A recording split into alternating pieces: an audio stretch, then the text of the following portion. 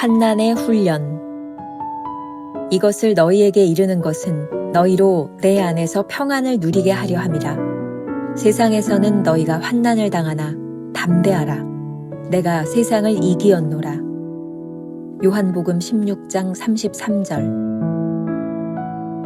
그리스도인의 삶에 관한 일반적인 관점은 문제로부터의 구원을 의미합니다. 그러나 그리스도인의 삶은 문제 안에서의 구원이라는 점을 이해해야 합니다. 이 개념은 일반적 개념과 아주 다릅니다. 지존자를 너의 거처로 삼았으므로 화가 내게 미치지 못하며 재앙이 네 장막에 가까이 오지 못하리니. 당신이 하나님과 하나가 되는 곳에는 어떠한 재난도 접근할 수 없습니다.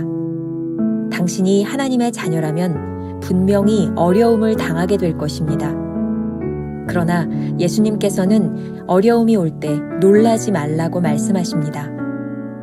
세상에서는 너희가 환난을 당하나 담대하라. 내가 세상을 이기었노라. 너희는 마음에 근심하지도 말고 두려워하지도 말라.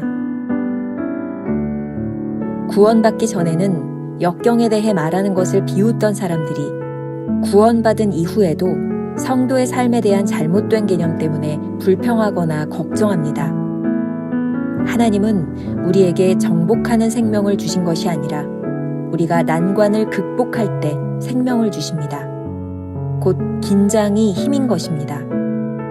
만일 긴장이 없다면 힘이 생길 수 없습니다. 당신은 하나님께서 당신에게 생명과 자유와 기쁨을 주시기를 구합니까? 그러나 당신이 고난을 받으려고 하지 않으면 주님은 그러한 것들을 주실 수 없습니다. 그 긴장을 맞이하는 순간에 당신은 힘을 얻게 될 것입니다. 당신의 겁내는 마음을 극복하고 발을 떼십시오. 그때 하나님께서는 당신에게 생명나무를 먹게 하실 것이며 당신은 힘을 얻게 될 것입니다.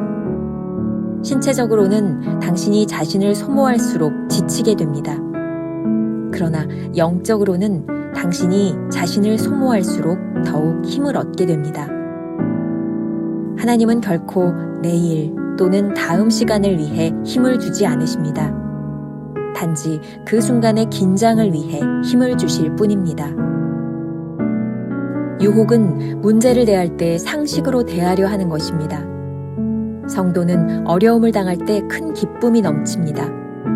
그 이유는 모든 사람들에게 불가능한 상황이 하나님께는 전혀 문제가 될 수 없기 때문입니다.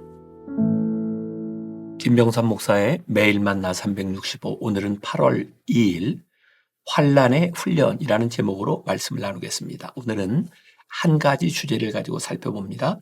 환난을 보는 성도의 관점에 대해서. 신앙생활을 하는 사람들에게 왜 예수를 믿습니까? 라고 물어보면 보통의 경우 삶의 문제로부터 구원받기 위해라고 대답할 것입니다. 여러분들도 한번 적용하면서 들어보세요. 하지만 우리가 명확하게 알아야 하는 것이 있습니다. 그리스도인은 문제로부터 구원받는 것이 아니라 문제 안에서 구원받는다는 사실입니다. 시편 91편 9절과 10절 말씀을 보겠습니다.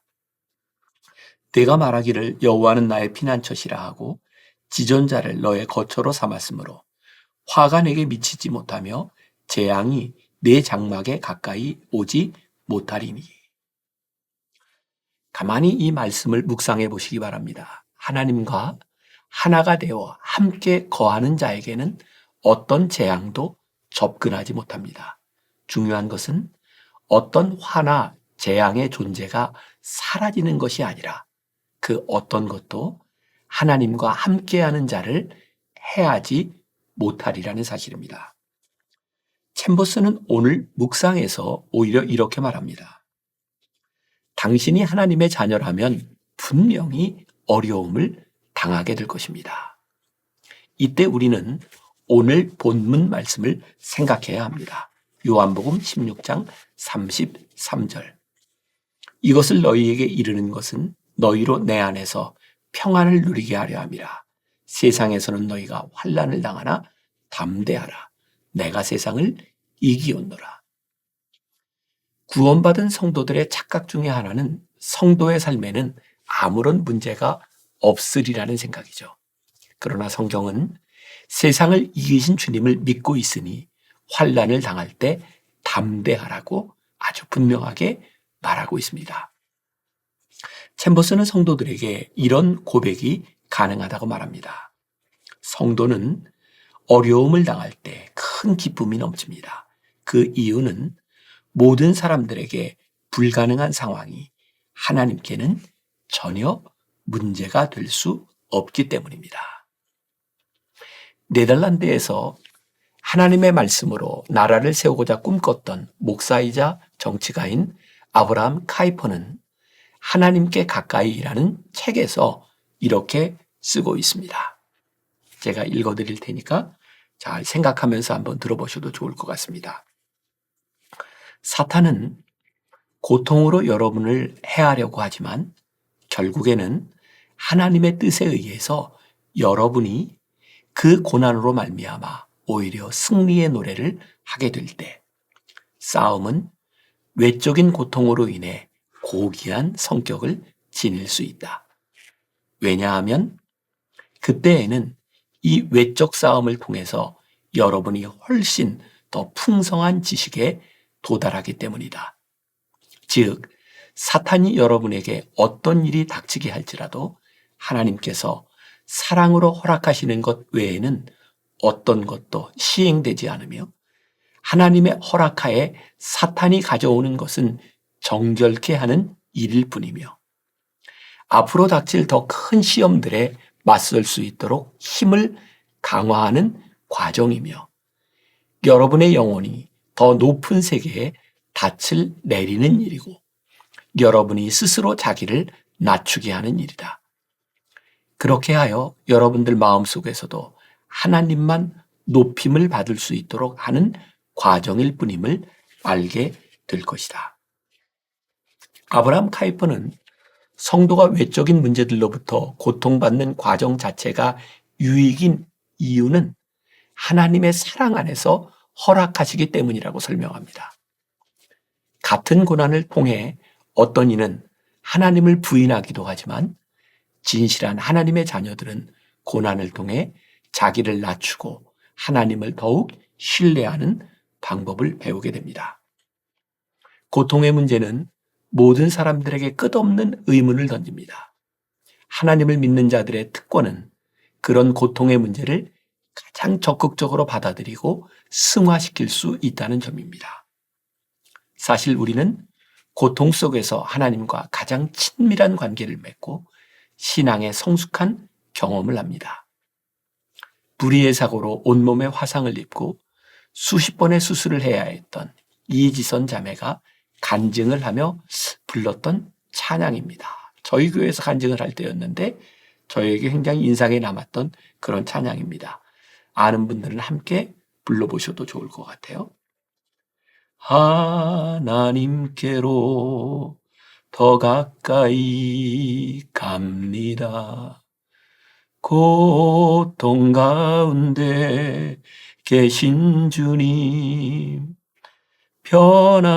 변함없는 주님의 크신 사랑, 영원히 주님만을 섬기리. 오늘 아침 말씀을 묵상하는 여러분들 가운데 고통이 여러분들을 휘감고 있는 분이 있다면 이 찬양을 부를 수 있으면 좋겠습니다. 고통의 문제를 가지고 씨름하며 사람들에게 답을 주기 위해 애썼던 사람이 있죠. 필립 얀시입니다. 그는 하나님, 제게 왜 이러세요? 라는 책에서 이런 말을 하고 있습니다. 내가 볼 때 기독교는 고통을 줄여주는 종교가 아닌 것 같다. 기독교는 우리가 고통을 받아들이고 맞서고 헤쳐나가며 일하여 결국에는 그것을 승화시키도록 힘을 준다. 아주 흥미로운 이야기가 있어 하나를 소개합니다. 히말라야에 사는 고산족은 산 양을 사고 팔기 위해 산 비탈로 향한다고 합니다. 그들이 산 양을 사고 팔 때 크기가 아닌 그 산 양의 성질에 따라 값을 정하기 때문이라고 합니다. 산 양의 성질은 산비탈 위에서 알 수 있다고 해요.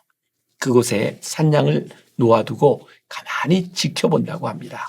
그래서 산 양이 산비탈 위로 풀을 뜯으러 올라가면 아무리 작고 마른 산양이라도 값이 오르고, 비탈 아래로 내려가면 몸이 크고 살이 쪘다 해도 값이 내려갑니다. 위로 올라가는 산양은 현재는 힘들더라도 미래에는 넓은 산 허리의 풀을 먹으며 건강하게 자랄 것이지만, 아래로 내려가는 산양은 결국 협곡 바닥으로 향할 것이고 그곳에 이르러서는 굶주려 죽을 것이기 때문이라고 합니다. 오늘 이 이야기와 연관지어 오늘 묵상의 핵심을 담고 있는 문장이라고 생각합니다. 하나님은 우리에게 정복하는 생명을 주신 것이 아니라 우리가 난관을 극복할 때 생명을 주십니다. 오늘 묵상에 아주 인상적인 문장이 하나 있습니다. 영어로 The strain is the strength라고 하는 말이에요. strain, 긴장이 strength, 힘이다 라는 말이죠. 긴장하며 사는 것이 힘이라는 말입니다.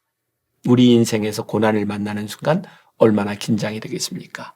그런데 이 긴장이 삶을 생명력 있게 만든다고 한다면 우리는 무엇을 구해야 할까요? 어려움을 만났을 때 육체적으로는 더욱 지치지만 영적으로는 더욱 힘을 얻게 됩니다. 우리는 어려움을 상식적으로 대하고자 하는 유혹을 느낍니다. 그러나 성도는 어려움 앞에서 상식을 넘어선 기쁨을 느끼는 사람들입니다. 이러한 상황이 하나님께는 아무 문제가 되지 않는다는 사실을 알기 때문입니다. 우리가 기억해야 될 한 줄 노트. 고난을 기꺼이 받아들이지 않는 사람은 하나님이 주시는 생명과 자유, 기쁨을 얻을 수 없습니다. 오늘 하루 이런 질문을 가지고 살아보면 어떨까요? 지금 당신이 당하고 있는 고난을 생각해 보세요. 그 고난에서 기쁨을 얻고 있습니까? 기도하겠습니다. 오늘 묵상을 통해 우리 성도들에게 환난을 바라보는 새로운 관점을 주시니 감사합니다. 우리는 늘 그렇게 기도했던 것 같습니다. 우리가 어떻게 하면 이 고난의 문제로부터 해결함을 받을 수 있을까요? 그러나 하나님은 이 고난을 통해서 우리를 구원하시고 우리와 함께 하시는 하나님인 것을 우리들에게 깨닫게 하십니다.